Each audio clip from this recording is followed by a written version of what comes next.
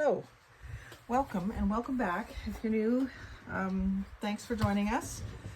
Today we're going to do something that I've been wanting to do for a very long time, and that is some avocado dyeing. When I went out to my Facebook friend Joyce Clark's house yesterday, she had been saving a few avocado pits and shells for me in her freezer for a while, and finally got out to see her, and she destashed her craft room to me a little bit. A lot actually, but to her it was a little bit because she's got a lot of stuff still in her craft room. But I decided to get right at it because I've been wanting to do it for, like I say, a few years, and she had the stuff out of the freezer. I thought, while it's out of the freezer, I'm going to go ahead and use it. So there was about, I'm going to say between 3 to 6 avocado pits and shells. Not very many. I put them in my small saucepan with about 4 cups of water, brought it to a boil, and then turned it down and let it simmer for about an hour. And then I turned it off while I made a couple of videos, so it sat for another couple of hours. I put in 1 teaspoon of baking soda, which apparently intensifies the color, and you get this beautiful reddish liquid. Now, I just strained it off through my strainer into this Pyrex measuring cup, and added, when I rinsed out the colander, I rinsed it into this bowl as well. So it's diluted it just a bit, just enough to rinse the colander. And then I put them back in the pot, and I've got another batch cooking right now on low. They've already boiled and they're simmering. I figure I'll be about an hour here, so they'll be simmering for about an hour. I don't know if it's going to need more baking soda or not. I'm going to see how the color looks when I take, at the end of this session. But I thought I would do this method where you paint. I watched last night Treasure Books, and she put all of her liquid into her container and then started piling her papers in. To me, that's a bit wasteful because I know this other method works. So I'm going to do this method that I'm going to show you right now. So I get an old paintbrush, and this one is just an old one that I got probably at a yard sale because it's all rusty. And I'm just going to paint some of the liquid into the bottom of my pan. This pan is one that I've used for coffee dyeing. That's why it's looks the way that it does. It's an old vintage enameled pan, and I'm just going to paint it on the papers. They get wet. They get good and wet doing it this way, but not soaked. And then I'm probably just going to let this pan sit overnight. And then as the paper on the top starts to lift because it's drying, I will take it off and either finish it in the oven or finish it with the iron. Is a favorite way of mine to do it. Maybe sitting out on the porch or something because I'll have a little bit of breeze. And just see what we get for color. It'll be interesting to see how different the bottom one is from the top one in the set. So you can see it's kind of a browny red. It's looking pink already on the paper. Natasha was trying to get like really dark burgundy sheets. I'm not. I would rather have it be this color. So maybe overnight's going to be too much. I don't know. But I thought I would just start with some plain copy paper here. And once I've got my little pile, I just picked out maybe a 1/4 inch thick of copy paper. And I'm letting it wrinkle on purpose because I do like the effect that you get from the wrinkles.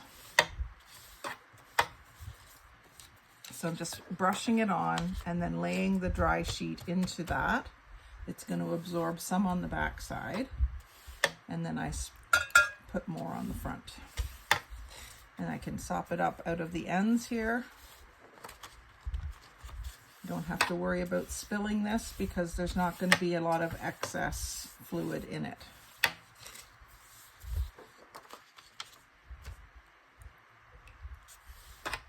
And then when I've got this done, I've got a pile of, well, a whole 12 by 12 by 12 inch cardboard box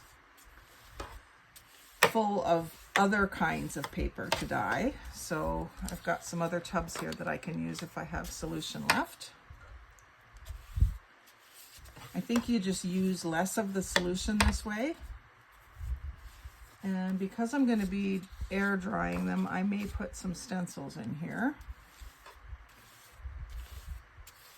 just to see what it does. So I have a maple leaf stencil. I will put it in just sort of like this. Actually, I should put it face down.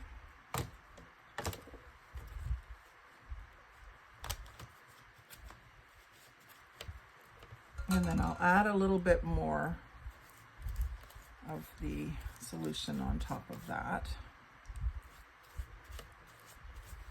And then the next sheet should also get that impression of the, yeah, you can see it already.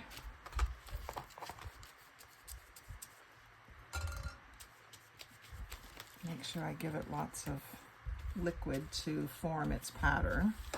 I'm going to put down a few sheets and then I'm going to flop this over, this extra bit, flop it over and kind of do it again.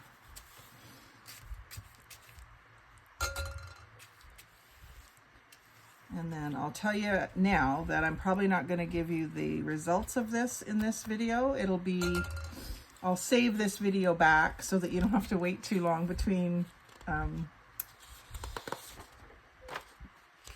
process and results. Do them 2 days in a row or something. And show you what we come up with in a different video. So I think that's probably enough in between. And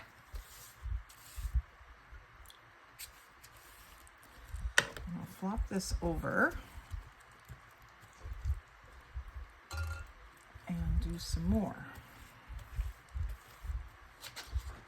And she did warn that the stuff will dye your hands, so I'm just kind of being a little careful, not handling it a lot, so I should be okay without gloves.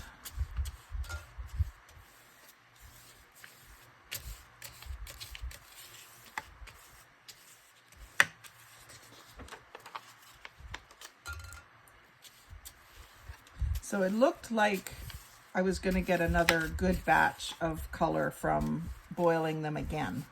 Just from the first few minutes I watched the color of the water change. It may not be as dark as this batch, but I think it'll still be a good amount of color.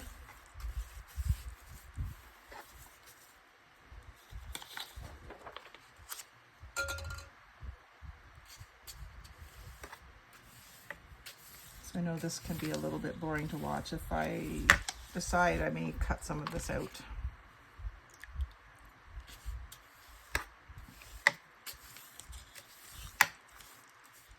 But I have to do it. I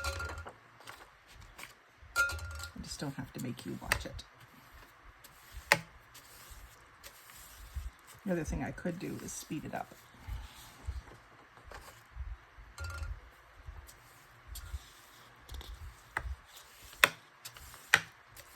This is a good thing to do while you're watching or listening to someone else's YouTube video. Or one of my YouTube videos, I should say. Yeah, just you could do this while you watch TV.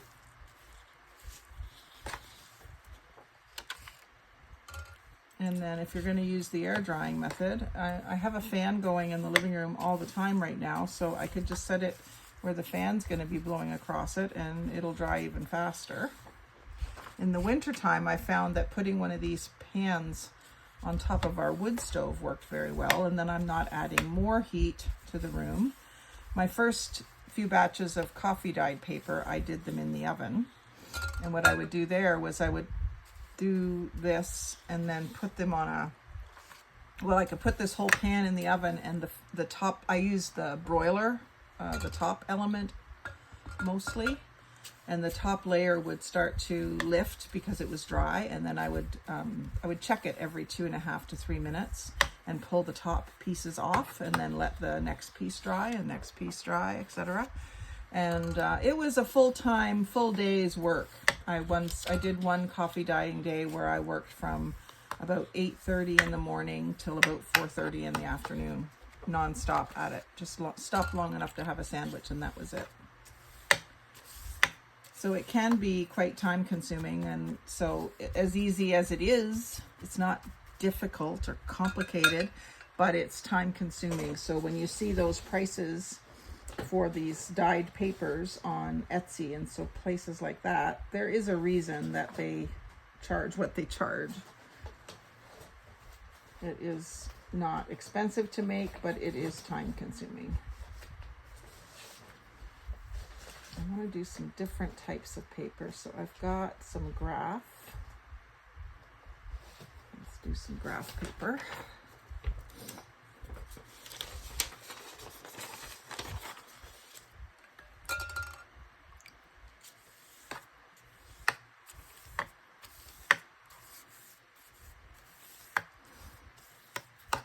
I think the biggest problem people have when they first start doing this is they're trying to pick the papers up when they're wet, and then they tear on them. So that's the most common question I see asked in other people's YouTube videos about it. And the simple answer is don't try to. Just do them like this, layer them up and let them dry.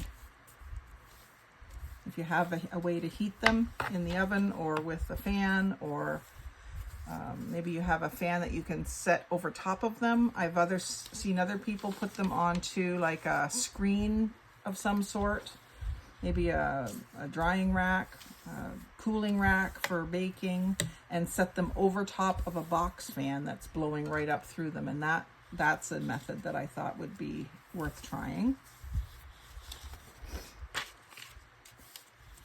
But I like this method quite a bit. And then I also do like to take a few of my papers after they're done and do some stenciling on them in a similar color. I've done a lot of coffee dyed papers and then taken stencils afterwards and a slightly darker ink and doing all sorts of pretty patterns in them. You can also just layer your stencils into this cake that you're making, your layer cake.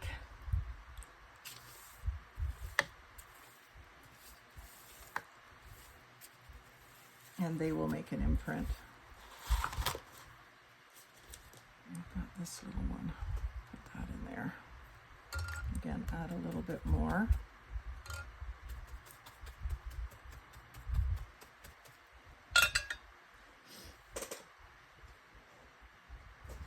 What else have I got? I've got some doilies.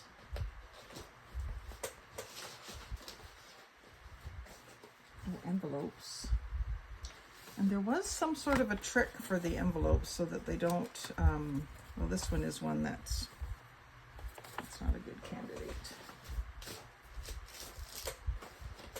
Let's do some just lined, oh, this is more graph paper. I was going to say lined paper because I thought it was lined paper. I'll do some more of this graph paper too.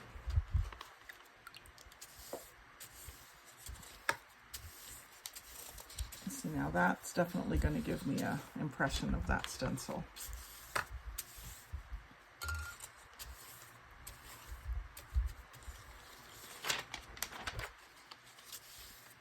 So there's nothing stopping you from going right up to the top of the container you're working in, unless you run out of fluid. No reason to do more than one really, other than the fact that you'd have 2 sheets dry at about the same time instead of 1. I'm not in a hurry, so I'm not going to worry about that. I'm just going to make as little mess as possible is more my goal. Here's some coloring pages.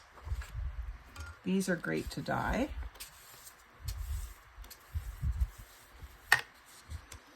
And then they can be, like these ones can be cut out. afterwards. Is it just me, or does your brain say that this page is upside down? And it's just, these are all straight on. This one looks to me like it's upside down and it's bugging me. Isn't that crazy? And then there's some, definitely these would be pink flowers, so this will be good. And I can either fussy cut them or do some more inking on them. Some butterflies.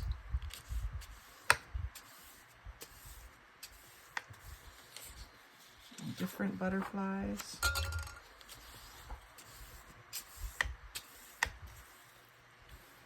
And some roses. Now these ones don't look upside down. They're looking straight at us, aren't they?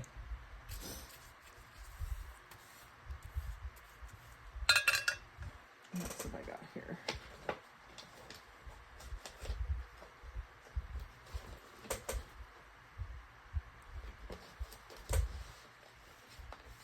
Set all these things aside specifically to remember to dye some. There's some of the dot papers that my son likes so much. Let's do some of those. I might be able to get 2.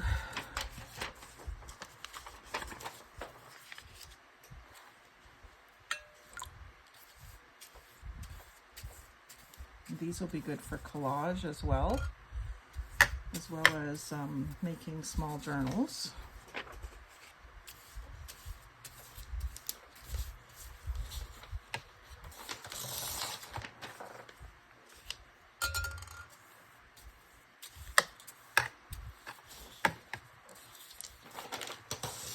These were from the Dollarama. When I bought this one, oh, I don't have the price on it. I think they were around $3 or $4. It was a couple of years ago though. But it's the kind of paper that my son likes to sketch and make notes on.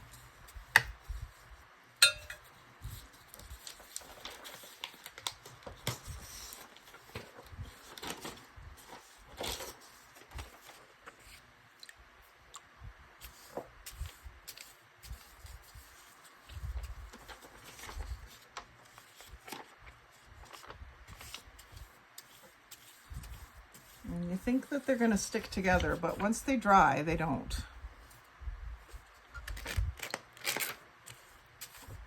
And like I say, you just have to be patient. Keep removing the ones on top so that the ones underneath can get dry too, and so that it doesn't go moldy. I think that's why it's easier to do in the winter, because it's so dry in the house in the winter. I could set them out on the porch. There's a good breeze outside, but I might be better off with the fan.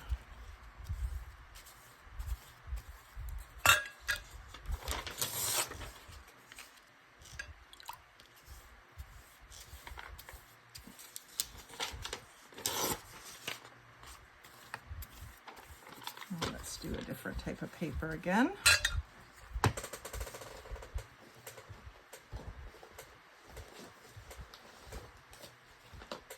I have a bunch of striped paper. This is cut out of invoices from the store where I work. Statements, actually. In the kitchen department, we use like a electronic account to keep track of our sales, but we don't send our statements to our clients because it's actually a contract sale usually, not a monthly bill kind of sale. So we don't send them the statements, but we get copies of them every month so we know where we're at in our project for collecting money and so on. And so I just take the tops and bottoms of the invoice off and keep these striped parts. And I thought they would be very interesting done in different colors. So this will be a good experiment to see how this works out. And it's surprising how dyeing paper, normal copy paper, because that's what this is too. It's just printed by our in-store printers, big industrial printers, but it is regular copy paper.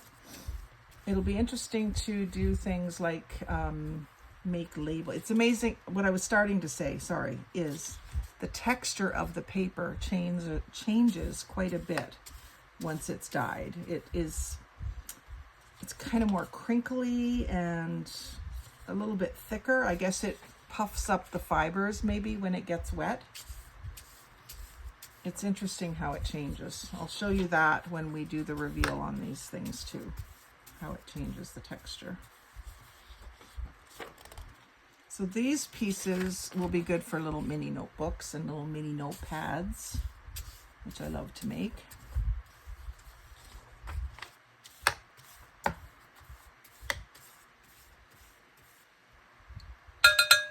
That might be enough of that. I've got other dies that I want to do. So I've got those dies that I picked up in Ottawa at the yard sales. And I want to make different colors of paper with. Let's see what else I've got. Different categories here. I've got some yellow paper. These are different packing slips and stuff from suppliers. And they're good for backing tags. I want to see how peachy this becomes when I add the pink liquid to it.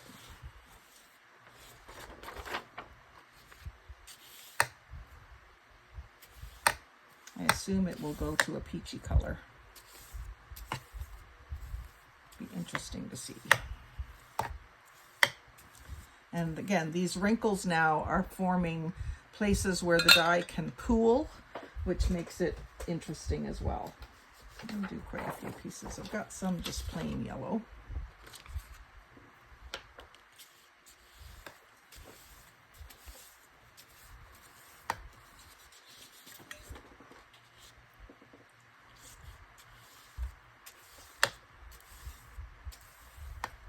Like if you don't want the wrinkles and crinkles and pooling of dye, then this isn't your method, because it's really hard to keep it perfect. Now, of course, if my pan was just a 1/2 inch wider, there would be less wrinkling. So if you can get your hands on a bigger, wider pan, that might help if you don't like the wrinkles. But the other method that I have done with dyeing paper is where you crinkle up the paper and then put it in the dye, and it gives you really neat marbled effects. I may be able to do some of that today too. Do it in another pan.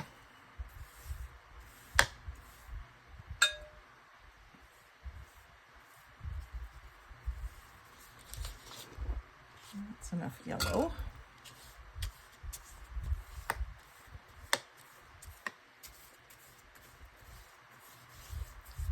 I'm glad I set up this file box of things to dye, because it's all handy and ready for me when I'm ready to do it. And that was my intention. So if you're planning to do this kind of thing, start yourself a box of all the different kinds of things that you would like to dye. I have mine separated in different like file folders.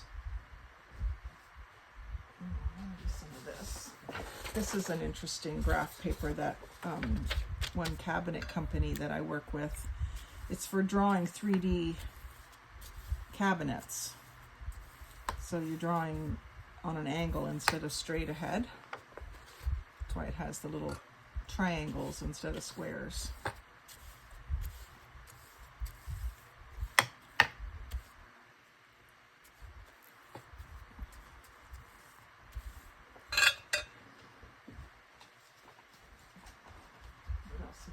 Just regular lined paper. Do a few pieces of that.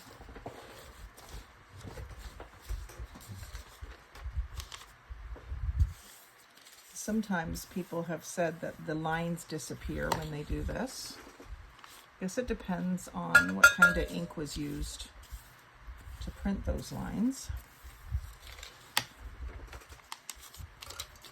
And sometimes, like when you're using coffee, it's acidic. I'm not sure if avocado is acidic. Now, I did put baking soda in, so that should counterbalance that, if it is acidic.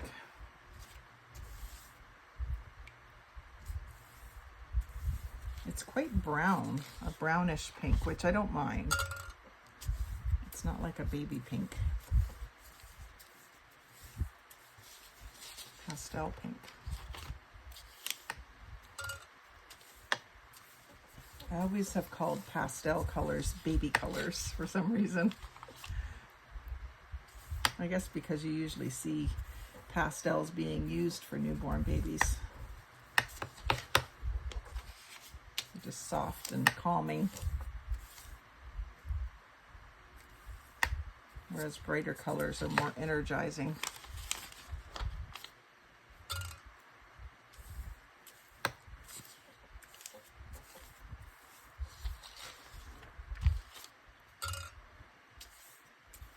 So Joyce, if you're watching, and I hope you are, I will definitely bring some of these pages to you. A little sampling of everything if you want it, let me know.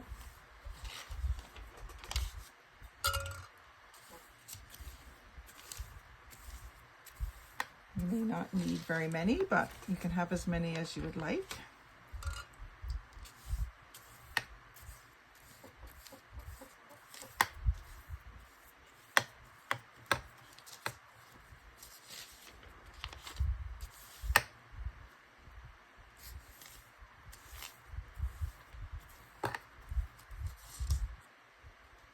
Another place I could put this to dry is up on top of my hutch in the kitchen, where the ceiling fan would be blowing on it all day long and all night long. And it's a pretty warm room in the house too. Let's see. I do want to do at least one doily. I've got these really big 10 by 14 doilies. And I don't use them full size, so I'm just going to fold it in half and put it in here. Just do one. I'm kind of worried that it will absorb too much.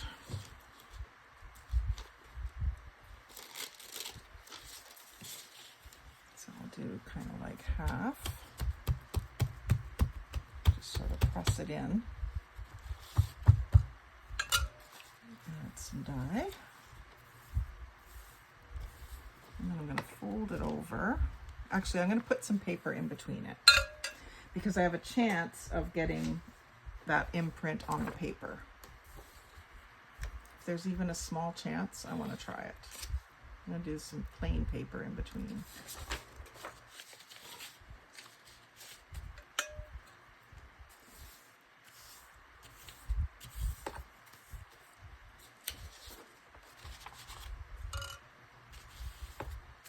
Put about 4 sheets because I think the first 2 sheets will get a little bit of the pattern from the bottom piece, and then the next 2 sheets might get a little bit of pattern from when I flip it over.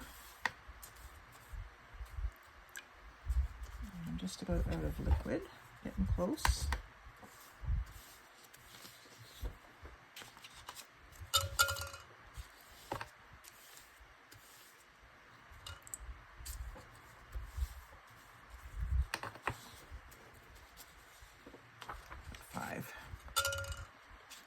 It'll be interesting to see how the patterns come out. I think it works better with plastic doilies, but I might get a little bit of pattern from this paper doily.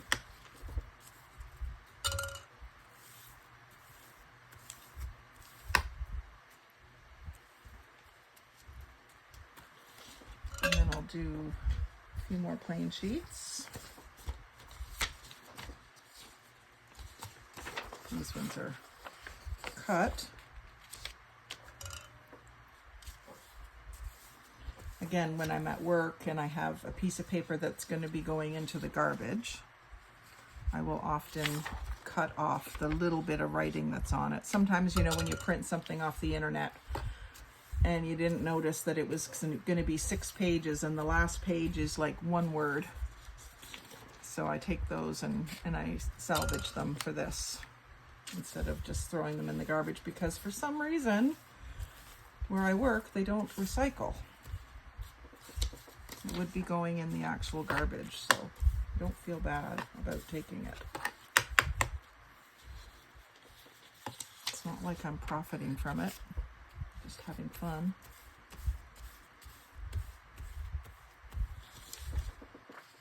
So these are just some part sheets, and they're great for collage. I think I will do one more doily. Because I have it right here.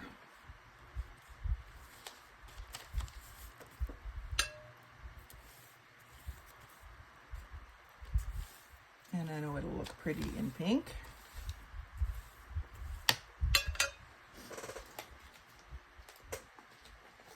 What else? A bunch more part sheets. Maybe I'll do a bunch of part sheets.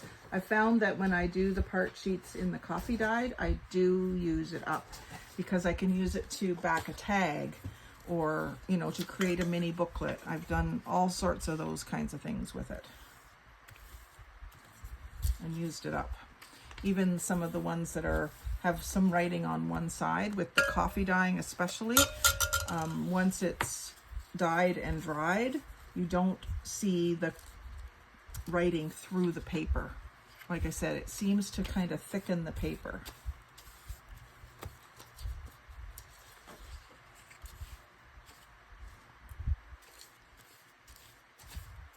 This is exciting. I don't know if you guys are feeling my excitement. I am quite excited to see how this is all going to turn out.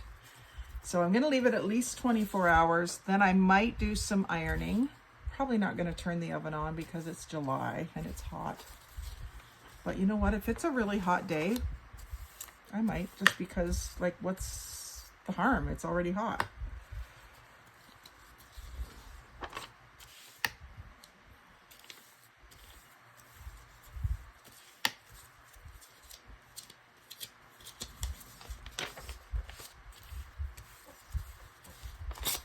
Oops.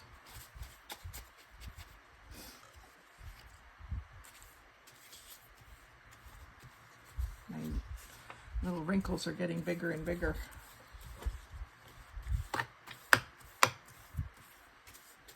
Now when I dry it in the oven, I get some interesting effects from the trays that I put them on. So I have one tray that has holes in it. I have one baking rack that has kind of like crisscross design in it. So you can get some pretty interesting effects from what you dry it on if you're putting it in the oven or even out in the sun or something. Unfortunately, where I live, I've mentioned this before, is quite windy. So putting it outside might be okay until there's a page on top that's dry, and then it will just blow over to the neighbor's yard, which is 5 acres away. Like, it's a big field that I would have to go through or have to drive up the road to get it. It's so far. So I won't use the sun drying method. I might, if I had like one of these heavy stencils on top of it, I might try that, but I would have to already be outside working so that if it did blow away, I would see it. And I'm going to push that over now. Before I run out of juice. Avocado juice. It's just crazy to me that avocado gives you pink. I just have a hard time understanding that, but it does. And then apparently beets give you blue. So I do have a jar of beets that I purchased for the purpose of dyeing, and I think I'm going to have to try it because, I mean, just wacky, right? That you get, from green you get pink, and from purple you get aqua. This still make no sense.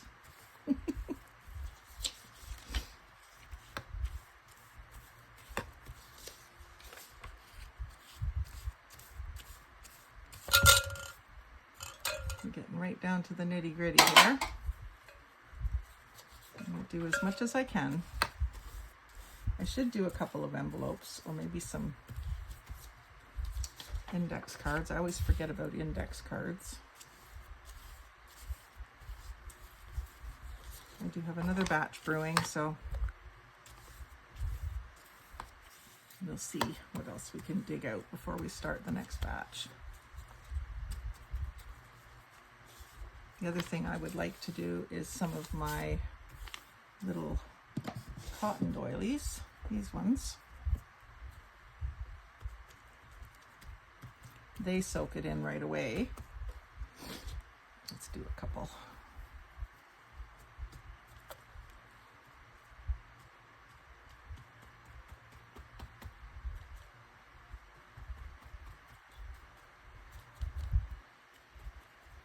Like I say, it's not my favorite color of pink, but it'll be great for fall. Mixing with browns and burgundies. So that's every drop of liquid. And oh, I didn't tell you how much. I had about 3 cups, maybe 2.5 cups of liquid. And this pan is 2 inches tall. I've got it layered in there less than 1 inch high, but it's all paper, solid. No air gap in between them, other than where the doilies are. Like the plastic doily might have a little bit of an air gap. So do join me for the reveal, and we'll show you what I ended up with. If I can do a little video showing partway through how it's drying and how it's turning out, and then I'll do a flip through of all the pages that I get. So do join me for that. I hope you will. And like, comment, share, and subscribe. Most of all, have a great day and happy crafting.